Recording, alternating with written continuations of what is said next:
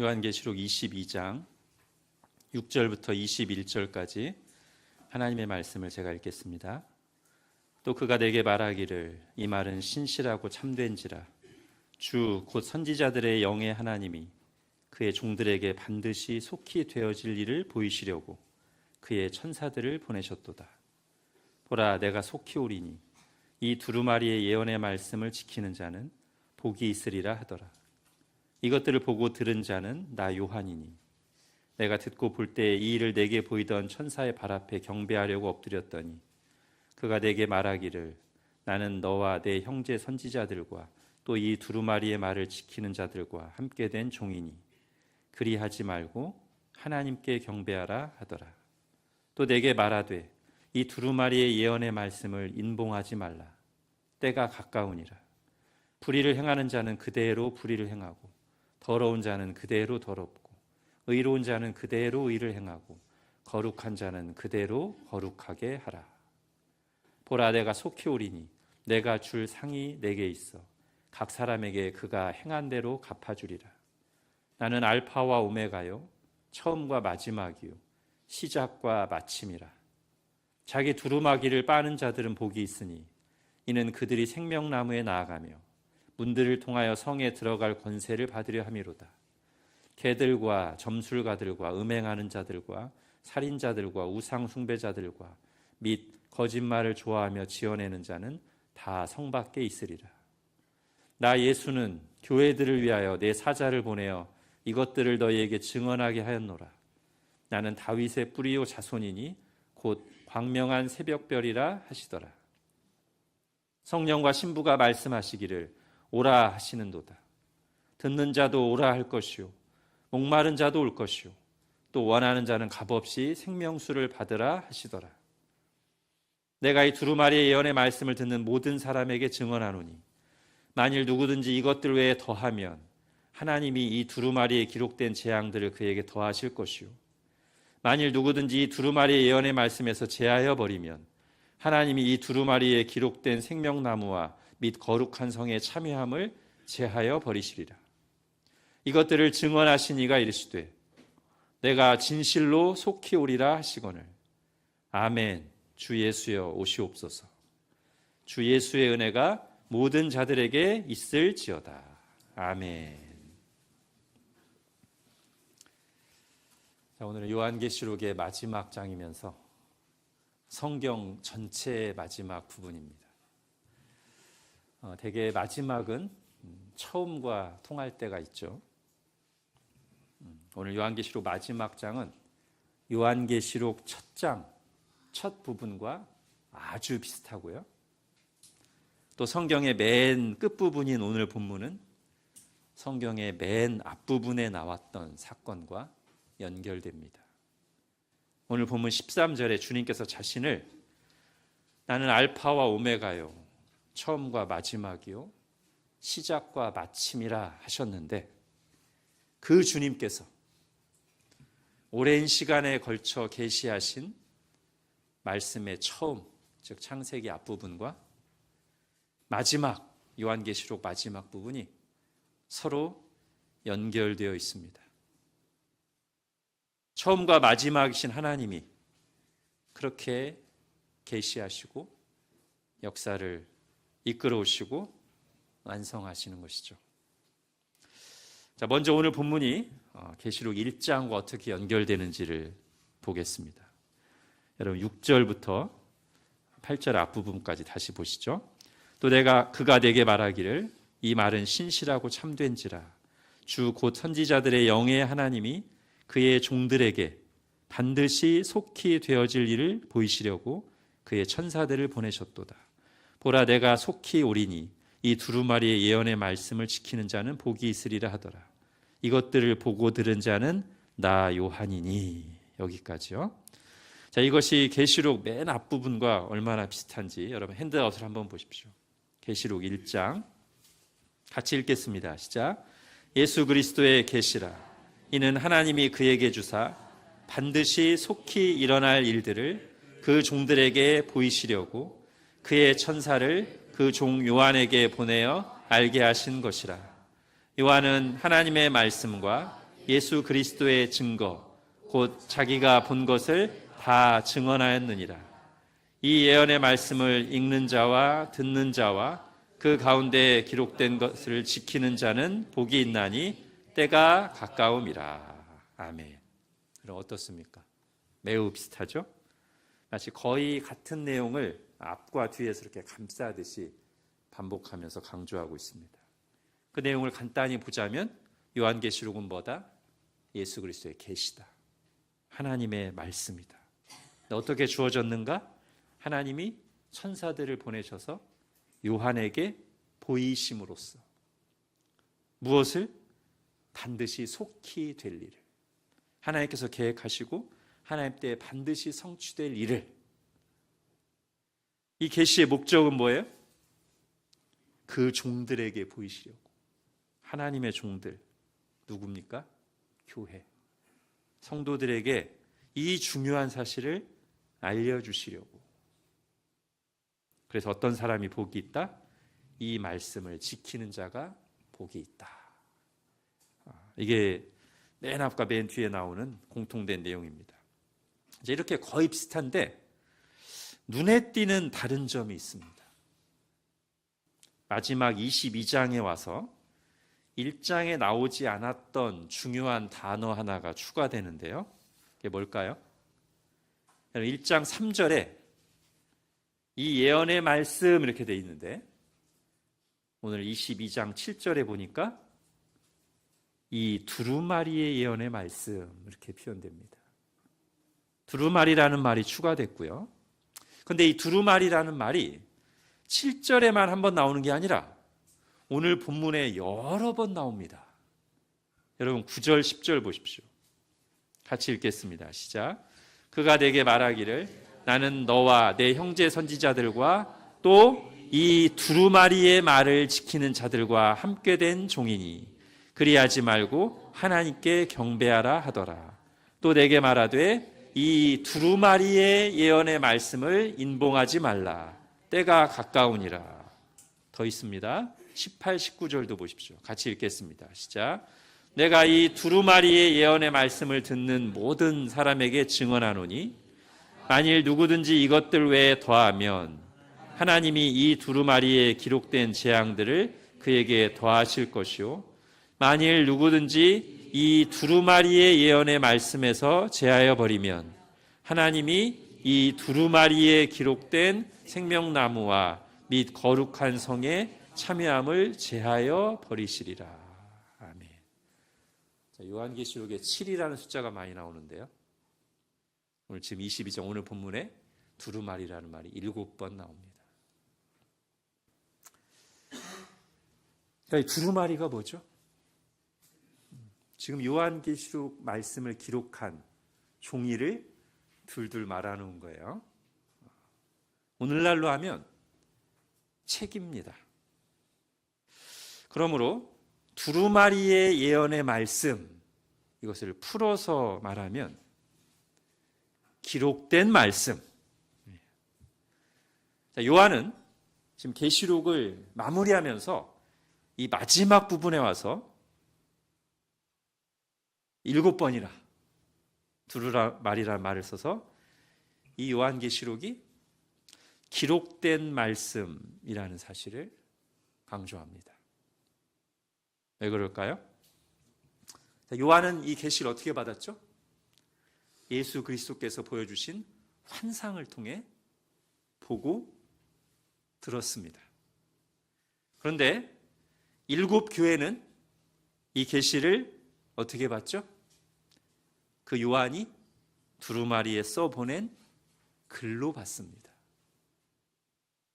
좀 더 성경 전체를 확장하면 하나님께서 계시를 전달하시는 통로인 계시의 기관들, 즉 사도와 선지자들은 직접 계시를 보기도 하고 직접 하나님께 듣고 전하지만 하나님께서 이 계시를 알게 하기 원하는 대상인 오늘 본문의 표현으로 하면 그 종들, 하나님의 종들, 곧 교회는 그 계시를 어떤 형태로 받는다? 사도와 선지자들이 보고 들은 것을 받은 말씀을 기록한 두루마리로, 즉 기록된 말씀으로 받는다. 그러므로 요한은 지금 이 편지를 받는 7교회뿐 아니라 모든 교회가 어디에 집중해야 된다고 말하는 거예요? 어디서 하나님의 말씀을 듣고 하나님의 뜻을 깨닫길 바라는 것입니까? 각 성도들마다 직접 환상을 보고 직접 계시를 받는 게 아니라 하나님이 세우신, 하나님이 정하신 계시의 기관들을 통해 기록하게 하신 그 기록된 말씀, 성경에서 하나님의 음성을 듣기를, 하나님의 뜻을 발견하기를 바라는 거죠. 그래서 누가 복이 있다고요? 두루마리의 예언의 말씀을 지키는 자, 기록된 말씀을 받는 사람들이 복이 있습니다. 그래서 이제 그 계시의 기관들의 시대가 다 끝난 지금, 오늘날 하나님이 어떻게 우리를 찾아오시고 우리에게 말씀하시고 우리를 만나주시고 은혜를 주십니까? 하나님의 뜻이 분명하게 기록된 말씀을 통해서, 그리고 이 기록된 말씀에 새로운 계시를 주시는 게 아니라 이 기록된 말씀을 바르게 그리고 충실하게 풀어서 전하는 설교를 통해서 하나님이 오늘날 교회에게 말씀하십니다. 그러니 우리가 어떻게 해야 되겠어요? 이 기록된 말씀인 성경을 부지런히 읽고 묵상하고, 그리고 이 기록된 말씀이 무슨 뜻인가를 바르게 충실하게 풀어 전하는 설교를 부지런히 듣고 성경 공부를 열심히 참여해야 되겠죠. 그게 오늘날 우리가 하나님의 말씀을 받는 방식입니다. 하나님은 그들을 주목하시고 오늘 본문에 표현된 것처럼 그들에게 복을 주십니다. 자, 이렇게 기록된 하나님의 말씀을 듣고 지키는 자가 커다란 복이 있다는 사실을 말하면서 이와 관련한 엄중한 경고도 주어집니다. 자, 먼저 11절을 보십시오. 같이 읽겠습니다. 시작. 불의를 행하는 자는 그대로 불의를 행하고 더러운 자는 그대로 더럽고 의로운 자는 그대로 의를 행하고 거룩한 자는 그대로 거룩하게 하라. 자, 언뜻 들으면 이제 더 이상 아무것도 바꾸지 말고 지금 상태 그대로 놔두라는 말씀으로 들리죠. 그리고 이게 사실은 무서운 말이죠. 이제 그대로 두어, 내버려 두어. 더 심하게 보면 전도하지 말라는 뜻으로 보이기도 합니다. 그죠? 그러나 우리가 앞뒤 문맥을 보면 그런 극단적인 해석으로 가지는 않죠. 여러분 10절을 보십시오. 바로 앞에 10절에서 그 말을 하기 전에 뭐라고 하냐면 이 두루마리의 예언의 말씀을 인봉하지 말라. 때가 가까우니라고 합니다. 만약 정말로 전도할 필요도 없고 더 이상 회개할 기회가 아예 없다면 말씀을 닫아버려야죠. 그러나 뭐라고 합니까? 두루마리 예언의 말씀을 인봉하지 말라. 열어두라는 거예요. 왜요? 때가 가까우니라. 무슨 때입니까? 마지막 때가 가까운 거죠. 이제 구약시대부터 선지자들이 예언했던 모든 일들이 성취되었고 그야말로 마지막만 남겨두고 있어요. 뭐요? 예수님의 재림과 최후 심판과 새하늘과 새 땅만 남겨두고 있고, 이제 나머지 그 앞에 사건들이 다 성취됐기 때문에 이제 이 마지막 사건은 언제라도 일어날 수 있습니다. 그런 긴박한 상황을 나타내는 거예요. 그러므로 11절 말씀은 회개나 전도의 때가 완전히 지났다는 뜻이 아니라 하나님의 계시가 기록된 말씀으로 완성된 시대에 긴박성을 보여주는 것입니다. 이게 더 이상의 다른 계시나 중간 과정이나 단계는 없다는 거예요.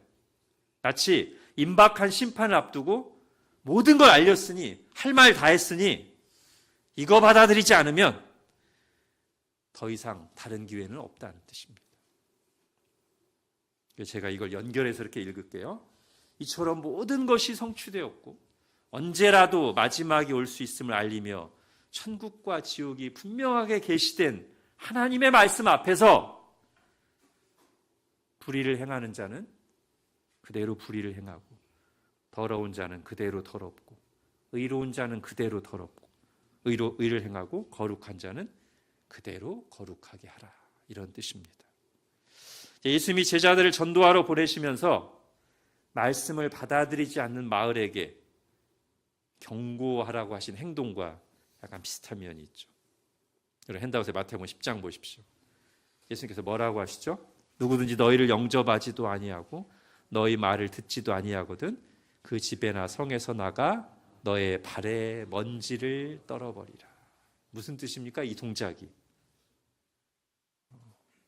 전도자들이 이 전도의 말씀, 복음의 말씀, 심판에 대한 경고를 받아들이지 않는 말을 떠나면서 발에 붙어있는 먼지를 떨어버리는 것은 나는 너희들이 받을 심판에 대해서 아무 책임이 없다는 거예요.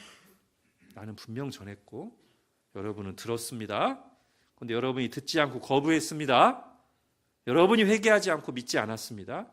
이제 여러분이 심판이 임할 것인데 저에게는 아무 책임이 없습니다. 난 다 전했으니까요.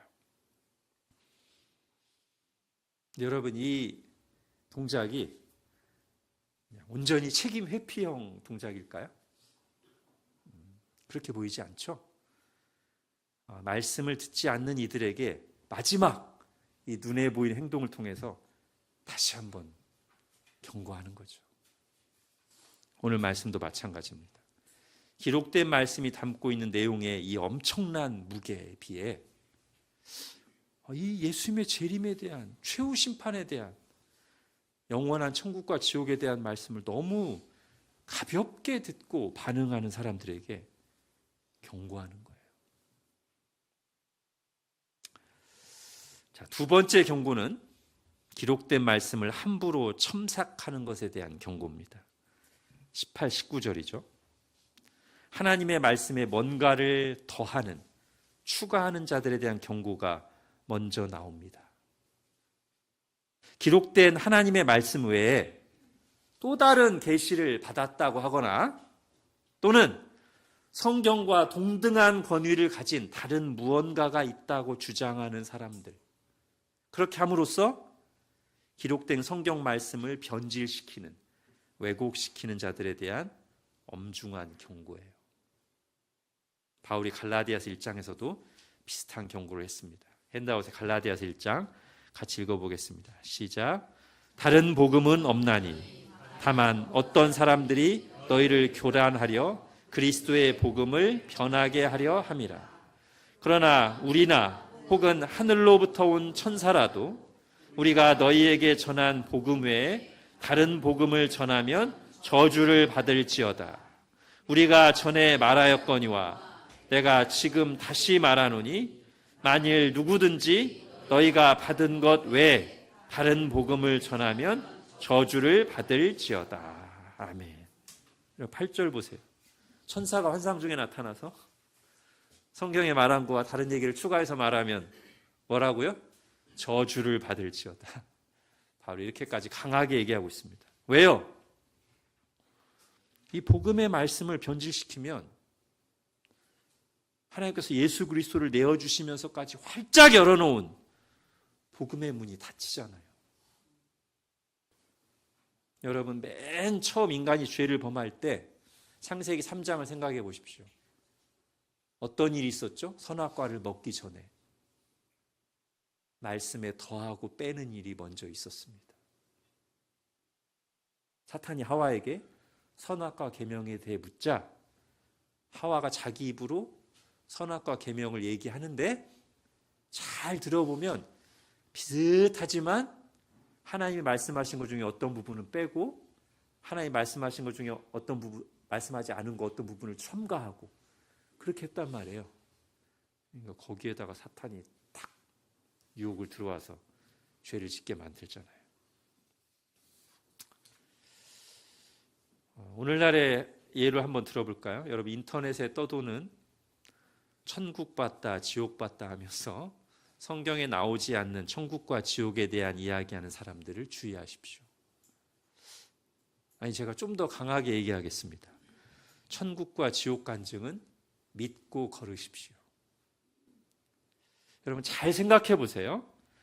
천국과 지옥에 대해서 하나님의 백성들이 꼭 알아야 될 것들이 있다면 하나님께서 성경에 다 계시해 주셨을까요? 안 해주셨을까요? 다 해주셨죠.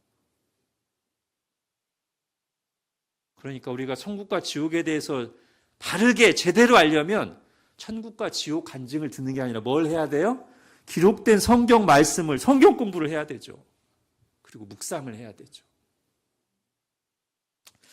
여러분, 예수님이 하신 말씀을 기억하십시오. 부자와 거지 나사로 얘기입니다. 둘이 함께 죽었습니다. 거지 나사로는 낙원에 갔습니다. 부자는 고통받는 곳에 갔습니다. 부자가 그제서야 후회하면서 간청합니다. 남아있는 자기 가족들에게 이 죽은 나사로를 다시 살려보내서 나사로가 말해주게 하라는 거예요. 그러면 자기 가족들이 믿지 않겠느냐는 거예요. 이걸 오늘말로 하면 지금 부자가 요청하는 게 뭡니까? 죽은 사람 살려보내서 천국과 지옥 간증하게 해달라는 거예요. 어떤 답변이 돌아옵니까?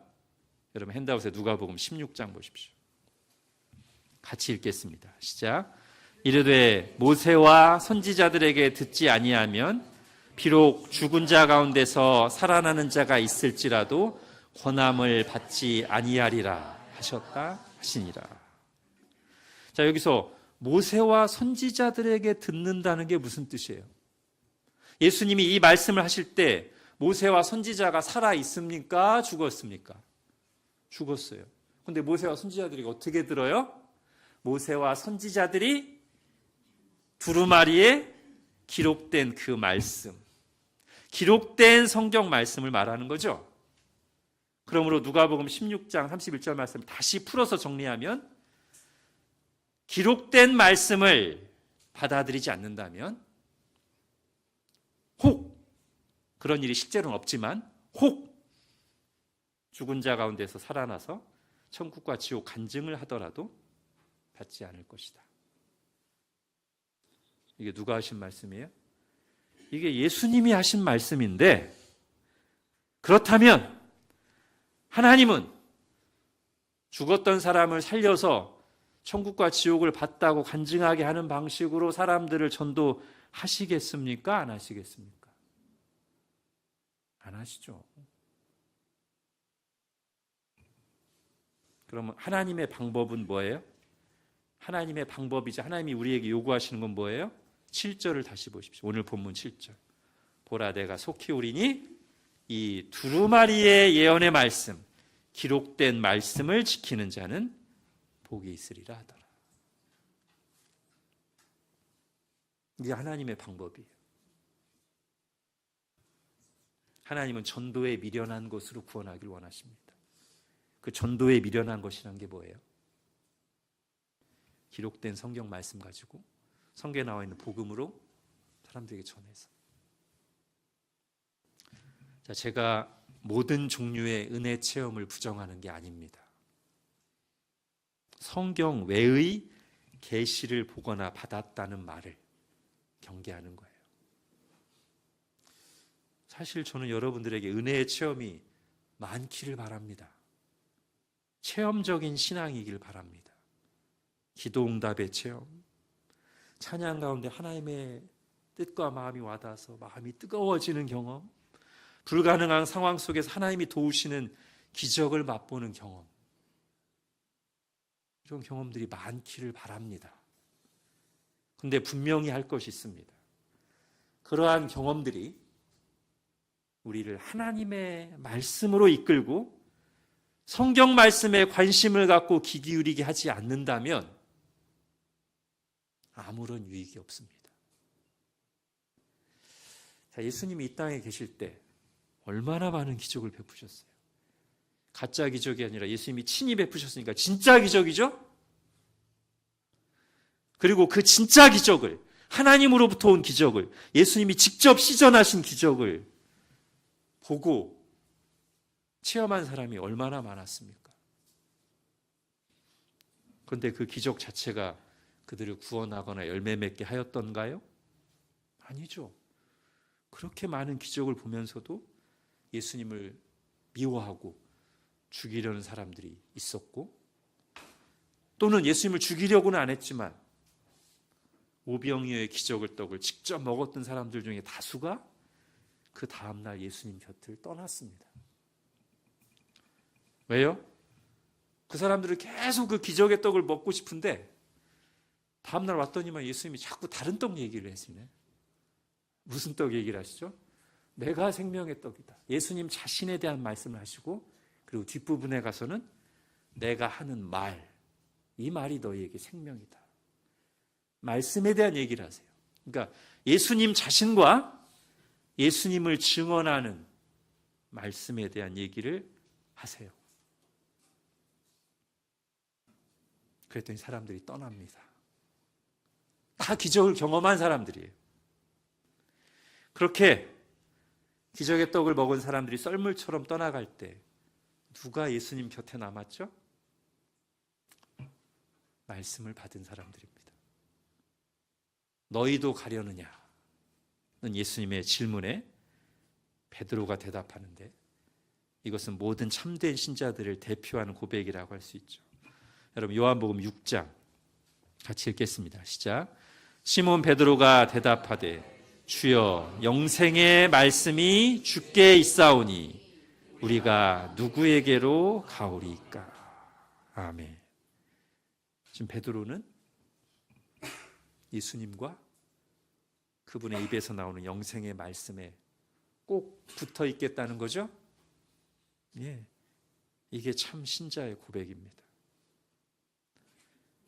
그래서 어떻게 해야 돼요? 말씀과 체험이 같이 가야 돼요. 우리의 어떤 영적인 은혜의 체험과 인생의 경험들이 기록된 말씀으로 해석되고 분별되어야지, 거꾸로 어떤 영적 체험이나 우리의 인생 경험들이 말씀과 동등하거나 말씀보다 더 높은 위치에 있어서 그걸 기준으로 이건 내 경험과 안 맞아, 쟤하고 내 경험에 의하면 이 성경은 이렇게 해석되어야 돼, 이런 식으로 가면 안 된다는 거예요. 위험합니다. 그에 대한 분명한 경고가 오늘 말씀에 나오는 거예요. 내가 이 두루마리의 예언의 말씀을 듣는 모든 사람에게 증언하노니 만일 누구든지 이것들 외에 더하면 하나님이 이 두루마리에 기록된 재앙들을 그에게 더하실 것이다. 근데 여러분, 말씀에 더하는 것만 심각한 문제일까요? 아니요.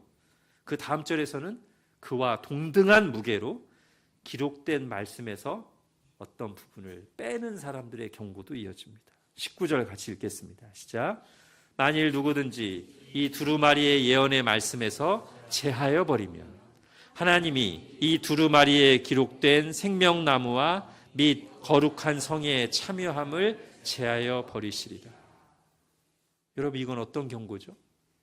쉽게 말하면 하나님의 말씀 전부를 받는 게 아니라 내가 원하는 부분만 취사 선택해서 전하거나 받아들이는 것에 대한 경고입니다. 제가 받는 경고는 사람들이 듣기 좋아할 만한 말, 부담 안 될 말만 전하면 제가 하나님 앞에서 불충한 것이고 혼날 것이고요. 여러분 입장에서는 앞에서 제가 모든 말씀을 전하는데 그중에 듣고 싶은 말만, 부담 안 되는 말만 받으면 여러분이 19절 경고 앞에 있는 거예요. 예수님께서 승천하시기 전에도 말씀하셨습니다. 내가 너희에게 분부한 모든 것을 가르쳐 지키게 하라. 여러분 스스로 어떻습니까? 성경 전체를 완벽하게 하고 있냐고 질문하는 게 아니에요. 여러분의 마음 자세를 말하는 겁니다. 내가 비록 연약해서 못할 때는 있지만 그러나 이 성경 모든 말씀 전체를 받으려고 하는 마음이 있습니까? 아예 처음부터 어떤 부분들은 아무리 얘기해도 그거는 이렇게 하고 있습니까? 그렇다면 19절 말씀을 두렵고 떨림으로 들어야 됩니다. 자, 그리고 우리가 잘 생각해 보면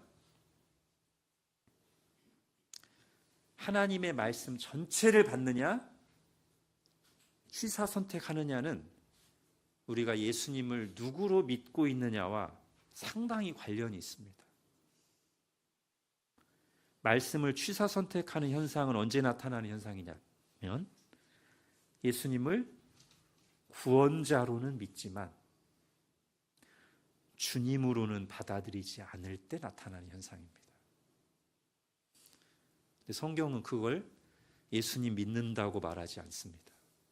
예수님을 믿는다고 할 때는 예수님을 나의 유일한 구원자이시며 나의 주님으로 믿는 것입니다. 구원을 위해서 한 발은 예수님께 두고 나의 성공과 생활을 위해서 다른 한 발은 세상에 또는 내 생각에 두겠다는 것인데, 그건 예수님을 전적으로 신뢰하는 게 아니지 않습니까? 예수님을 믿는다면 두 발을 다 예수님께 두어야 됩니다. 예수님을 나의 구원자로도 온전히 믿고 의지하고 내 삶을 맡기고 순종할 주님으로도 온전히 신뢰해야 됩니다. 그리고 우리가 그렇게 예수님을 믿는다는 것은 구체적으로 어떻게 나타난다고요? 말씀을 취사 선택하는 것이 아니라 모든 말씀을 받고 순종하려는 자세로 말씀을 대할 때 비로소 그 사람이 예수님을 나의 유일한 구원자여 주님으로 믿는다는 것을 드러내는 것입니다. 자, 이제 오늘 본문의 피날레, 성경의 피날레를 보겠습니다. 자, 예수님의 속히 오리라 삼중주가 나옵니다. 7절 보라 내가 속히 오리니, 12절 보라 내가 속히 오리니, 그리고 20절은 같이 읽겠습니다. 시작. 이것들을 증언하신 이가 이르시되 내가 진실로 속히 오리라 하시거늘 아멘. 주 예수여 오시옵소서. 아멘. 맞아요. 오늘 본문의 주제는 이겁니다. 예수님이 말씀하십니다. 내가 반드시 속히 오리라.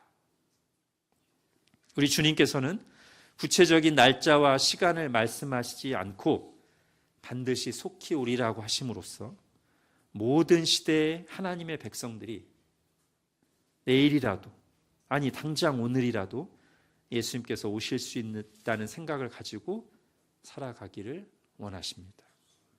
우리가 이 말씀을 진지하게 받아서 그래, 오늘 당장이라도 예수님이 오실 수 있는데 내가 이렇게 세상에 빠져서 게으르게 살면 안 되지 라고 반응한다면 아주 잘하시는 거예요. 그리고 그게 주님께서 재림을 가르치실 때마다 말씀하셨던 깨어있으라를 실천하는 아주 구체적인 모습입니다. 그런데 그거보다 더 좋은 게 있습니다. 예수님께서 내가 속히 오리라 하실 때 우리가 보일 수 있는 최고의 반응, 바로 오늘 20절에 나오는 화답이죠. 아멘. 주 예수여 오시옵소서. 여러분, 이 고백이 의미하는 바가 무엇일까요? 고난 중에 있을 때뿐 아니라 내가 이 세상에서 가장 좋은 시간을 보낼 때조차도 예수님께서 내가 속히 가리라 하시면 아멘! 주 예수님 오시옵소서 라고 화답한다는 것은 이 세상에서 누리는 것이 아무리 좋고 많을지라도 예수님이 오시는 것과는 비교할 수 없다는 뜻입니다. 그렇게 내가 예수님을 사랑하고 예수님이 다시 오실 때 이루어질 완전한 하나님의 영광을 고대한다는 뜻이죠. 제가 요한계시록을 준비하면서 읽은 책 중에 한 군데에 나온 내용을 그대로 인용해서 읽어드리겠습니다. 우리가 복음에 사로잡히면 우리는 우리가 하나님 나라의 실제와 일치하지 못함을 더욱더 안타까워하게 됩니다. 또한 우리는 세상이 우리의 주님을 거절하는 것을 보고 속상해하게 됩니다. 그리고 우리는 가장 고상한 아름다움을 지닌 피조물에게조차도 죽음의 냄새가 드리워져 있는 세상 속에서 겪는 매일매일의 싸움에서 벗어나기를 갈망하게 됩니다. 그러므로 우리는 만물이 새롭게 되는 것을 보기를 간절히 바라지 않을 수 없습니다. 그러하기에 우리는 부르짖습니다. 주 예수여 오시옵소서. 자, 이제 설교 서두에서 예고한 대로 이 마지막 장면을 성경의 첫 부분에 나오는 사건과 연결해 보고 마치겠습니다. 자, 창세기 3장에 인간이 죄를 지었을 때 일어난 가장 크고 첫 번째 변화가 이렇게 묘사됩니다. 여러분 핸드아웃의 창세기 3장 8절 같이 읽겠습니다. 시작. 그들이 그날 바람에 불 때 동산에 거니시는 여호와 하나님의 소리를 듣고 아담과 그의 아내가 여호와의 낯을 피하여 하나님의 낯을 피하여 동산 나무 사이에 숨은지라. 하나님의 음성이 들릴 때, 하나님이 다가오시는 게 느껴지자 사람이 어떻게 해요? 두려워하며 피해서 숨습니다. 죄 때문에 하나님과 인간의 관계가 깨졌다는 것을 보여주는 장면이죠. 하나님은 숨어있는 아담을 향해 안타까운 마음으로 물으십니다. 아담아, 네가 어디 있느냐? 숨어서 안 보여가지고 하나님 어디 있어? 이러신 게 아니죠. 실존적인 질문이죠. 아담아, 너 왜 그러고 있어? 왜 나를 피해 숨어 있냐고? 나와 너 사이가 왜 이렇게 된 거야? 하나님의 음성이 들리면, 하나님이 가까이 오시면 가장 반가워하면서 달려와 그 품에 안겨야 될 너 사람이 왜 그거와 정반대 행동을 하면서 숨어 있는지 스스로를 돌아보게 하시는 말씀이죠. 네가 어디 있느냐? 이후 펼쳐지는 성경 그리고 역사의 모든 사건들은 하나님께서 바로 이 문제를 다루시는 이야기입니다. 어떤 문제요?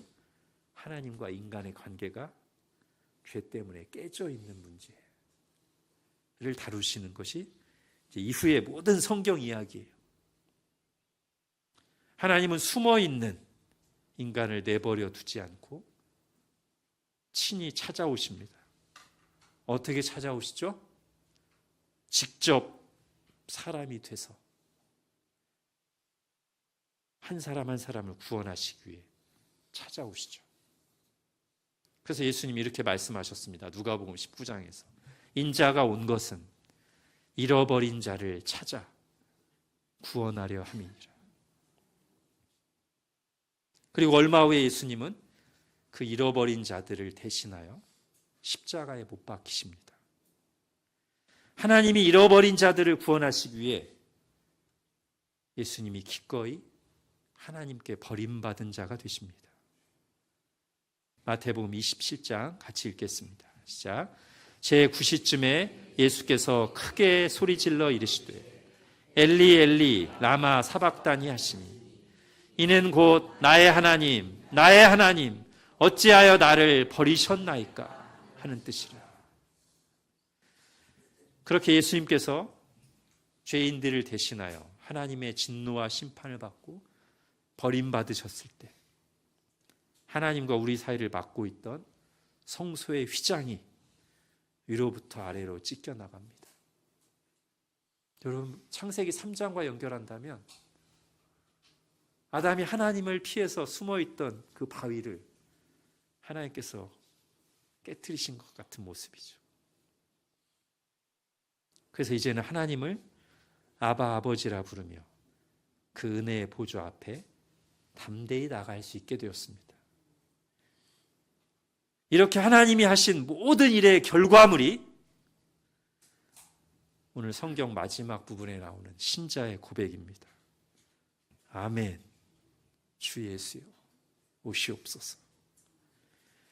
예수님께서 당장 오늘이라도 오실 수 있다는 말씀을 들을 때 우리는 스스로 보기에도 떳떳하고 신실하지 못한 모습을 보고 경각심을 갖고 때론 두려움이 들 때도 있습니다. 그러나 예수님이 처음 이 땅에 오셨을 때 우리를 위해 하신 일과 그분이 다시 오실 때 이루실 약속을 머릿속에 떠올리다 보면 우리들은 금세 두려움보다 더 큰 기대와 소망을 갖게 됩니다. 예수 그리스도께서 하나님께 버림받으시며 우리의 모든 죄를 용서하셨기 때문에 우리가 더 이상 버림받을 두려움 없이 숨을 필요가 없기 때문이고, 용서는 받았지만 나의 일부처럼 남아있어서 하나님과의 관계를 가로막고 방해하던 죄성과 연약함이 예수 그리스도께서 다시 오실 때는 완전히 사라질 것이기 때문입니다. 그러므로 한때 하나님을 두려워하며 숨어있던 죄인들이 하나님이 행하신 그 은혜로운 복음 사역의 결실로 살아나서 예수 그리스도께서 속히 오리라는 말씀을 들을 때 이제는 더 이상 두려워 숨어있지 않을 뿐만 아니라 기쁨과 소망으로 일어나 이렇게 외치는 것이죠. 아멘! 주 예수여 오시옵소서. 이것이 우리의 고백입니다. 기도하겠습니다.